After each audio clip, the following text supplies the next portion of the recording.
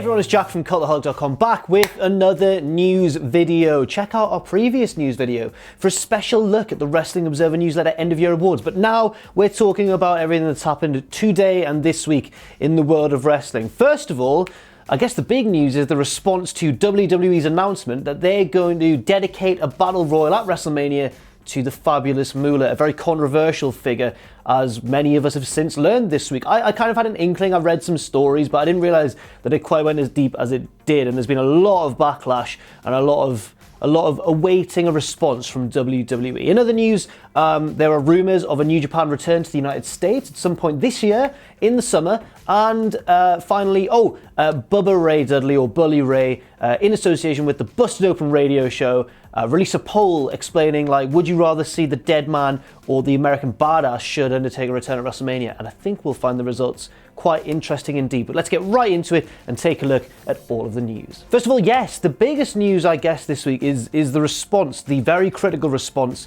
to WWE's announcement of the fabulous Moolah Memorial Battle Royal at WrestleMania in conjunction with the Men's Battle Royal, which is, of course, the Andre the Giant Memorial Battle Royal. But everyone kind of loved that idea. This one's not been met as positively at all. Now, if you don't understand why Moolah is such a controversial figure, it's related to some of the things she did when she was a trainer back in kind of the pre-WrestleMania era, before WrestleMania 1 and that sort of time.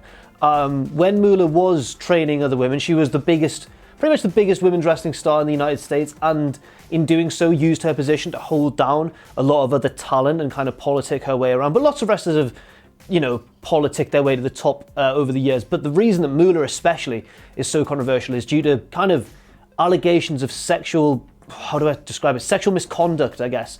And if it's true, then it's very severe and it's obviously criminal activity. She was accused of pimping out certain trainees to other promoters for sexual favors and that sort of thing. Very murky, very sort of despicable stuff, really, should it be true. And I mean, the evidence seems to stack up against Moolah. A lot of trainees have come out and said she treated me like this used to happen to other women, I've seen it happen, that sort of thing. The wrestling subreddit Squared Circle on Reddit has really put together an organised effort to try and get the match changed to be dedicated in the memory of another women's wrestler, maybe even someone who's still alive, maybe even someone regarded as a pioneer such as Trish Stratus or Lita, maybe someone who's sadly passed away like Chyna, or maybe just any other wrestling figure not as controversial as Moolah. She really is regarded as one of the most controversial wrestlers, not just women's wrestlers, in the history of those associated with WWE. So WWE have implicitly responded in a way. They've disabled the comments on their announcement video on YouTube, presumably because the response was so bad.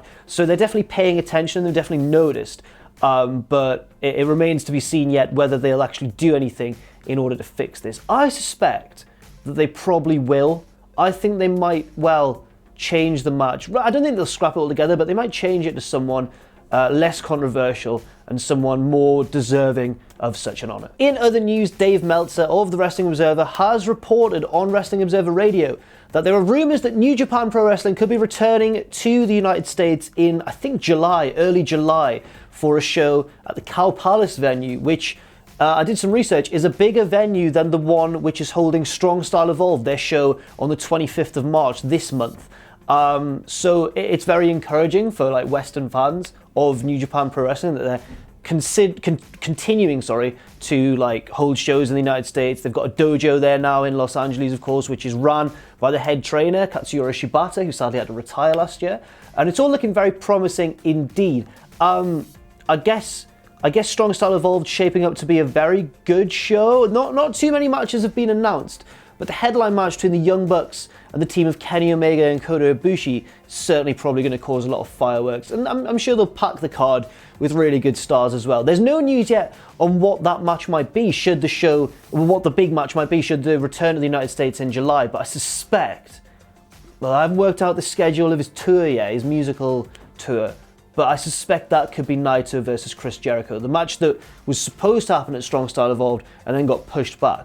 That could happen at this July show. That's just a theory. I'm not promising anything, but I wouldn't be too surprised if that turned out to be the case. And finally, as I mentioned in the introduction, Bully Ray on Busted Open Radio opened a question out to the viewers and said, if you had a chance to see Undertaker return to face John Cena at WrestleMania, would you rather see him as the dead man, his traditional dead man gimmick, the zombie mortician that we all know and love? Or would you rather see him as the American badass? And I believe the result was 68% of people voted in favor of the American badass rather than the dead man gimmick.